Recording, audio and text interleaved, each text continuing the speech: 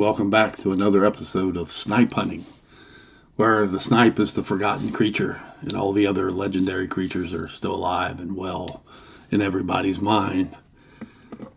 But where do we leave off? I know this is an exciting show. It's riveting. Just hearing a guy talk, logic, rationality, and stupid stuff like that. But we left off with caloric intake and the great Bigfoot migration. So let's think about this. What else could be a factor that would affect Bigfoot? Well, we got, water, fresh water. He's got to have so much water a day. And in wintertime, if he's in a northern state and frozen, I guess he can break through the ice and that and get water. But, don't know. That's just like I said, I'm not being completely negative. I'm just being logical about this. It's like, how can this giant creature survive? No one ever, well, like I said, I've seen signs of them. But no one's ever got one and really close up with it. So water's a factor, especially like northern states and that in the wintertime. There's all kinds of other stuff. Now we got this vitamin problem too. You'll have people taking multivitamins to get everything they need. So you got Bigfoot, who's supposed to be a humanoid, so that would mean he would have, he'd be like other primates, like humans and apes and stuff like that. Now, the primates, out of all the warm-blooded animals, our liver doesn't produce vitamin C. Well, the liver's over here. It doesn't produce vitamin C. So we need to get vitamin C, or, you get scurvy and you'll fall down with health and everything else. So vitamin C is very important. You can't get fruits and vegetables in the wintertime in northern states and just other areas. It's just berries and all that, just they ain't out there. So, you got like a puma or a cat whose liver does produce vitamin C, and they can just eat meat and be fine. Well, Bigfoot won't be able to eat meat. Just the only thing is diet. He's going to have to get vitamin C. It's just a fact. So the calcium, that's fine. You get animal bones and all that kind of stuff. And you need calcium for all your muscles to function, blah, blah, blah. And to grow bones and be 8 foot tall. So apparently he's getting plenty of calcium. And then there's disease. Just think you go hiking in the woods, you get a tick on you, and then next thing you know, you got Lyme disease, and it's not good for you. There's encephalitis, West Nile virus, and that type of stuff from mosquitoes. So I got this naked creature, he's furry, walking around the woods. And he's going to be susceptible to the same diseases that we could get.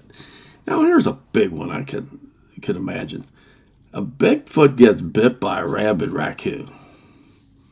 Rabies. And there's been rabies outbreaks in the past. So he gets bit by something rabid. That's going to make him go nuts. So we got a crazy Bigfoot. Never has happened, though. Because he's going to wander in town because he ain't going to know what he's doing. He's going to try to just attack people and everything else. But that hasn't happened either. So for some reason, he's impervious to different diseases that would he would be in his complete mental faculties and wander into a town and be seen, or wander onto an expressway. What about a railroad track? Somehow they know about trains and everything else, and other wild creatures don't. But so that's the whole con side, I should say, of this thing. Just thinking about all these other factors, how does he survive? I don't know. We're going to ponder that. There's all kinds. Like I said, he's a naked beast running through the woods. In northern states, a lot of thickets and briar patches and other tore up. And then you just got the simple infection that could take over. Because you think let's say you got a Bigfoot's got some sick Bigfoot kids. You think he might want to take him into town and maybe hopefully people would be nice and help him out. I was sitting on the porch one day and there was a duck. Had a nest in front of the house. They hatch. You got these little ducklings. They're following mom down the street. Was just a water drain there on the corner, on the curb, the street. And mom's walking by. One of the little ducklings fell into the grate down in there. This mama duck, I'm sitting on the porch, comes up to me and just starts squawking, yelling at me. I get up. I walk down to the drain water thing there. I'm looking in. There's a little baby duck down there. And mom's talking to me the whole time. She's bah, bah, bah, bah, bah, bah. So I lift up the grate.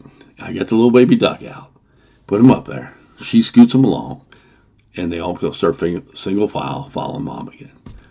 So even a duck seen a person and had some sense that maybe this guy can help me. I could have wiped out the whole family, but she still was taking her chances. I guess, well, since she was living from my house with a nest, she's figured I ain't going to do anything to her. You think Bigfoots would notice that too, especially if they got sick Bigfoot children or sick Bigfoot spouse or just sick Bigfoot friend. Because, like I said, they can't be impervious to disease unless they're not humanoid or they're not a primate. And in that case, they just kind of look like us. So, there's so many of these factors. Like, even though I see the footprints, I still can't get my head around that there's all this stuff against them for not ever being seen. There's got to be something with that. We'll take a short little break from Bigfoot on this one. But here's another logical thing. You got Bigfoot. In 1970, buys a brand new Ford LTD. Takes it home, stops at the gas station, fills it up. He drives it for 100 miles. And he notices the gas gauge isn't going down. So he thinks the gas gauge is broken. So he goes to the gas station, trying to fill it up with gas. It only takes a gallon. Dang, gone. There's something strange. So he drives around and about another 100 miles, he knows the same thing. So he thinks there's something wrong with his car. Now, you know where I'm going with this because here's a logic problem. I always had a problem. Somebody tell me the story where he takes it to the dealer to have it checked out. Why? I don't know. If I'm getting a car and getting 100 miles a gallon, why would I worry about it? I'll just keep driving. And he says he gets checked out the dealer and there's nothing wrong with it. He takes it home. And next thing he's just getting normal gas mileage as anyone else in a 1970 Ford LTD. The best you could get with a V8 back then, 22, 23 miles a gallon if you drove easy. And the story goes where they had the oil company that was like an experimental carburetor. And the oil company buys the patent or whatever, and you never see this carburetor again. Well, logically, if that was so, I could go out to the patent office and look for patents that were registered. Can't find it. So they didn't buy a patent because they couldn't buy the patent up because there was none. So right there's a flaw in the story if you follow the logic chain on that one. Also, a gallon of gas only has X amount of power. If you got your car idling, it's going to idle at 800 RPM. And the carburetor, you press the gas pedal, throttle goes back, it shoots gas into the bowl, where you got the bowl, it shoots it into the actual carburetor that atomizes the gas, gets sucked into the intake manifold, and then into the valves. There's no magic that is going to make gasoline more explosive. Now, if you push the pedal all the way down, the burn rubber, you're dumping a lot of gas in there, giving a lot of power to the engine. But the carburetor only can do so much. And there can't be a fancy carburetor that's going to make gas go longer. It's like if I made a magic sprinkler, put in my yard, watered my yard for 8 hours, but I only used a gallon of water. Well, the grass still only got a gallon of water.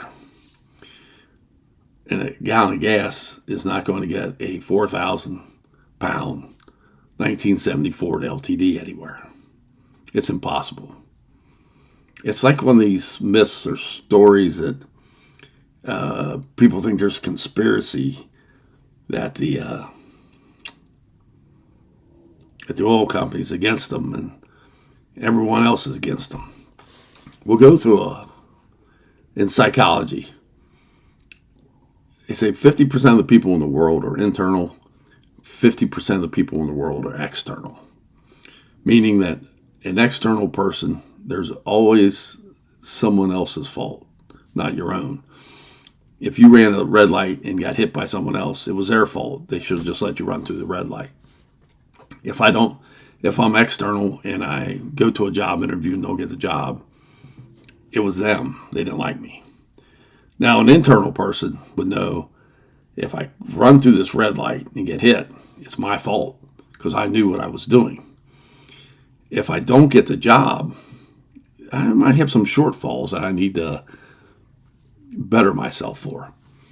So I might call the person that did the interview and say, if I could ask, what do you think I could do better in the interview, or any tips you can give me, or what do I need to study or learn that would make me a more valuable asset that I could get hired for a position such as this.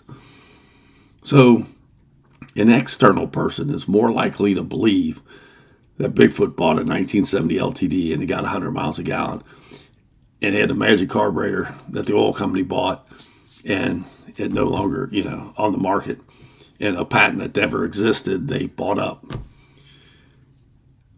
It's more, which I say more likely to think there is an actual conspiracy that the oil company wanted to sell more oil.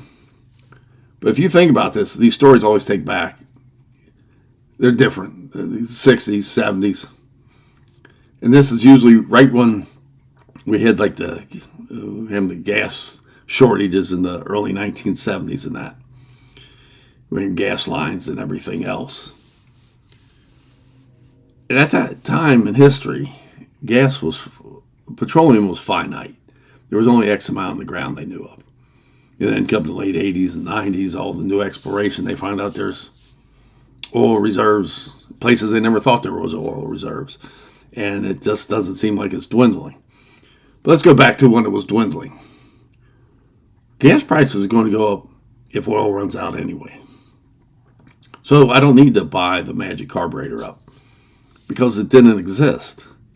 It's like, I don't know what is the belief that people want to think that it did exist and it's not there no more. But no one personally has ever drove the car. It's always so-and-so said, I know someone who had this car, or it was someone in my family, uncle, grandfather, and I took it to the dealer. Now, if I was the dealer and I took that carburetor off, it's going on my own car. There's no reason I have to send it back to Ford, GM, Chrysler. I'd want the 100 mile per hour thing, 100 mile per hour per gallon, but they think the dealer's even in on this. So, because no one knows. You had the car, and they took it into the dealership. This is 1970s, 60s. There's no computer. If you came into the dealer, I would have to log your VIN number off your car and have to mail it in to say, hey, I did this work on it if I wanted money back. But if you got a carburetor getting 100 miles a gallon, I don't care about getting any money for this service because it's going on my car. You never hear that part of the story. Somehow the dealer is working for the petroleum company, which I don't see that happening either. So that's the logic and flaws in that story is there's no magic gasoline I could put in the car that would give enough explosion power to drive the car 100 miles on 1 gallon of gas. If you know how a carburetor works, all it does is shoot gas in there. Air coming in atomizes it. Atomizer just, makes it a mist and goes into the car. And if I don't push down the gas pedal, I'm not going any faster. So it won't work. I was a mechanic. Actually, on an old 1970 Chevy pickup, I practically made my own carburetor because the thing I had was falling apart. Let's say I was broke then. And I, just pieces I hadn't put together, it ran like a top. Got the same gas mileage as a normal truck because it's got to have the explosion. No gas, no explosion. So even if I mixed it with a lot more air pressure might make it a higher pressure in the cylinder, and the compression ratio go up. But you still need the gasoline to explode, and it went moving. So anyway, Bigfoot did not have an LTD that got 100 miles a gallon. No, and the oil company didn't buy the carburetor and buy the patent that doesn't exist either. And if you don't believe me, go out to the patent office and try to look up that. It's not there. Let me guess. They paid off the patent office too and took the patent down. I'd say the best chance if a carburetor ever existed like that, which it can't because it's just, there's only so many BTUs in gasoline to move you. Diesel's actually got more energy than gasoline, but it's always a gasoline engine. Oh, so Bigfoot never owned that car either. So, just another thing. So, I know this was another exciting episode, and you never knew Bigfoot owned an LTD, but you do now. So, think of all the different things for Bigfoot. Because I don't think Bigfoot would have a driver's license because he'd have to come into town and get it. And no stories about that either. But he'd have to have water. He'd have to be somehow a beast that can never catch a disease. And somehow magically produce vitamin C in his liver, which primates can't. So it's all falling apart. But yet, like I said, there's people make a living. And you can listen to radio shows in the middle of the night and get information for the paranormal and talk about Bigfoot. Like I said, these Bigfoot experts, once again, if it don't exist, how can you be an expert? I guess I can call myself a Bigfoot expert just talking about Bigfoot these last 2 episodes. But just think about all those different variables and just come up with your own conclusion. And if you don't believe me, go out and research stuff and just what a human body takes to exist, and think about it. And when a Bigfoot gets old, before I cut off here, just think of how old can a Bigfoot get where he gets slower, he gets less nimble. Does the rest of the tribe just bury him alive just so no one would ever see him? Bigfoot breaks his leg. He can't move. Why can a human walk through the woods, even an experienced hunter, slip, fall, bust something? You got to have help get out of the woods. But Bigfoot never does. Here's another one. There's never a lame Bigfoot? There's another one, because even in our society, if you go back 10,000 years in human history, that's about when they found the first fossils of where someone had a broken and mended leg where the rest of the people would take care of them. Kind of the start of a civilization. But Bigfoot, we have never found a fossil. a hunter going through the woods just didn't happen to find some remnants of a Bigfoot bones, because they got to be subject to the same woes as humans are and the same issues. So leave it at that. Thank you again for listening to old man talking about Bigfoot and Bigfoot driving LTD. And hope you found it informative. And next time you get into a Bigfoot discussion with somebody, you can actually ask them some of these questions and see how they answer. Talk to you all later. Bye.